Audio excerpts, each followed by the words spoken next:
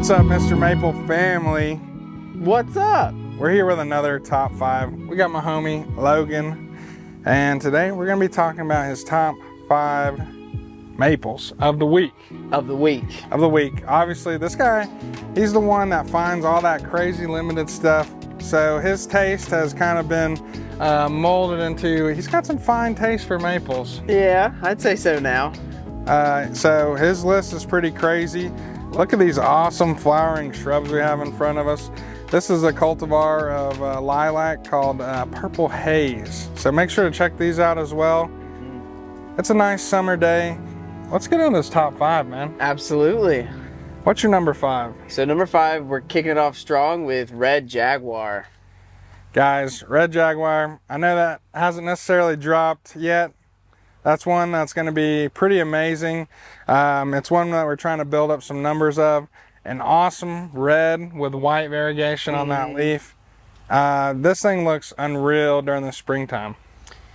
It's one that I've seen grow from the smallest little seedling. Now that I'm seeing them start to pop up, the variegation that's coming out is just otherworldly. It's bar none the coolest variegated palmatum that I have seen on property or in the world. It is spectacular. So get ready for when that one drops out.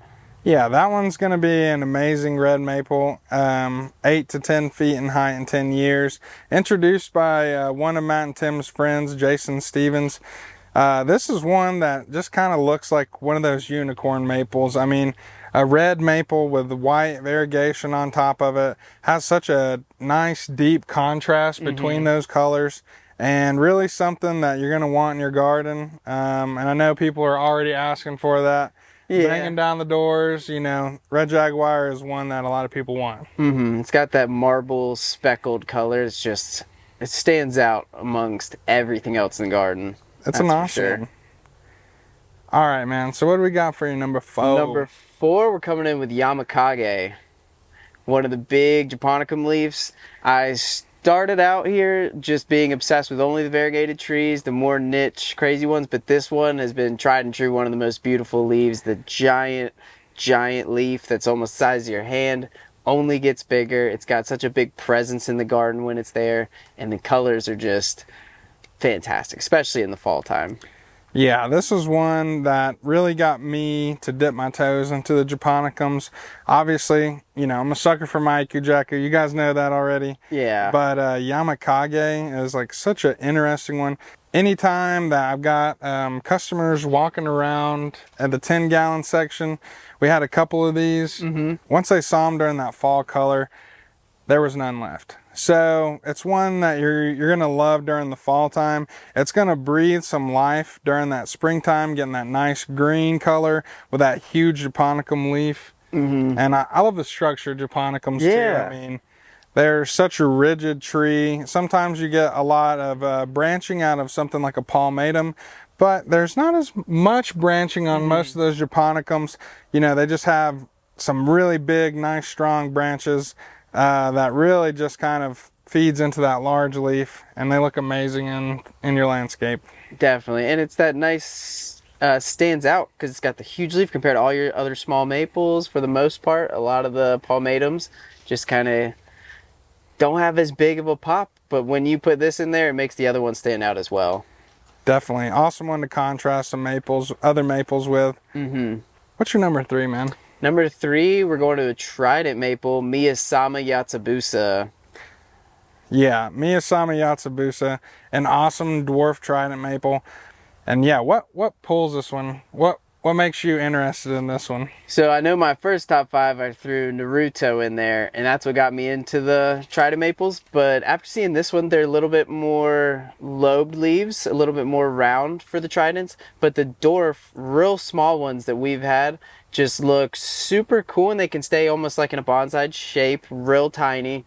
And like I had finally gotten my hands on a Naruto, and it's growing nice and tall, but the Miyasamas you can keep real compact and start growing in really, really fun ways. Guys, this tree is going to get 5 to 6 feet in 15 years, so it's going to be a nice slow growing dwarf. It's going to be something that you're going to be able to manage in the garden. I just love the shingled appearance of this tree. Yeah. As it kind of just flows down. You can't even really see into the tree. That's how much foliage is on there. Yeah, they're all layered on top of each other, cascading down. Looks amazing, especially once it gets a little bit bigger, which takes a little longer being dwarf. So it'll get there though. And when it is, they look stunning. Definitely. Trident maples are one of my favorite things. I just love kind of that diversity that they have. You know, some of those leaves in cultivar form can get really, really thin. Some of them are really fat. And I mean, they're great companion plants for something like an Acer palmatum as well. Yeah, definitely. Kind of seeing what all of that Acer species can provide for you. And who doesn't love a dwarf in their landscape? I hear you. Number 2, we got Carnival, Acer campestre. And that one I just got my hands on. It's at the house. It's in a pot. It's looking amazing right now. This was one that my girlfriend had her eyes on for a while, and I thought this is the best possible present I could think of this year. And it's bright whites right now. It's flourishing right now. Yeah, I mean, whenever we think of white plants, most of the time we think we're going to have to put them in really heavy shade. And with Carnival, that's just not the truth. I mean, it's a very sun tolerant tree. It will handle, you know, full sun here in North Carolina, which I know isn't saying too much for all you Texas folks out there. But this is a tree that you can kind of push into the sun a little bit more. It's going to pick up those white colors. And that splash of green in there just kind of adds a nice little contrast. I love watching this one leaf out as well. You kind of get some pinks, whites, and greens as it kind of flushes out through the tree. Yeah. An awesome cultivar, a field maple, man. I mean, campestre, like Carnival is one of those first variegated varieties that kind of pulled my eye. We had some really nice big ones back in the day, and seeing a specimen of this is amazing. At Talon Buckholt's place, he has one that's probably grafted about 5 feet off of the ground, and then it just blows up into another 5 feet of just like beautiful white foliage, and it really just stands out in the landscape. You're going to want to prune some of that full green out to kind of really push those white branches. But I mean, amazing pick for your number 2, man. Awesome. So I guess we're up to number 1 now. Number 1 coming in, we got Abies Weeping. Oh man, Abies Weeping. I think this one also made Elizabeth's list. An awesome japonicum with that weeping habit. So I mean, that's pretty rare right there. Yeah, the colors, especially in the fall, is what caught my eye. Especially recently, they look almost like they've been splattered all over. There's multiple colors coming in. It's gorgeous. The bright oranges, yellows, reds.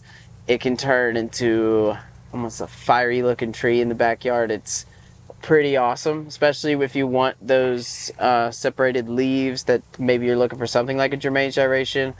Got a little bit of an acontifolium look. It's right in that same alley, but the color is what makes it stand out from all the rest that have similar looking leaves. Yeah, I love the lace leaf japonicums.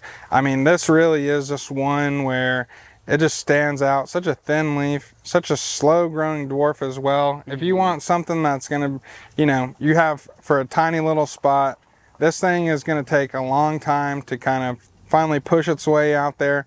But the habit of this one and the foliage during the fall time is gonna be a must for people who love japonicums, people who love lace leaves, and those who just want something a little bit different. Yeah.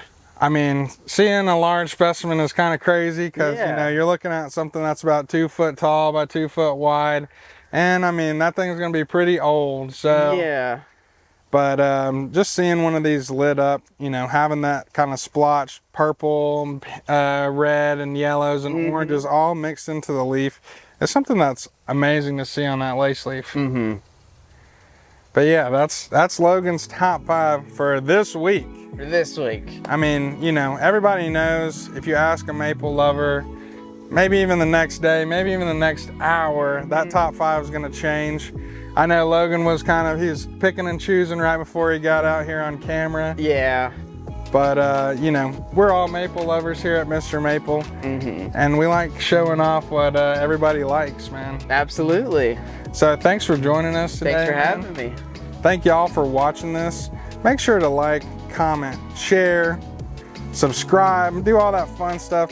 Share this with your gardening friends, because who knows, they might not know about red jaguar or carnival. And it's just an awesome plants that, you know, we get to enjoy, and we love sharing that joy with y'all. Yes. So just remember to take care. God bless. And have a great day.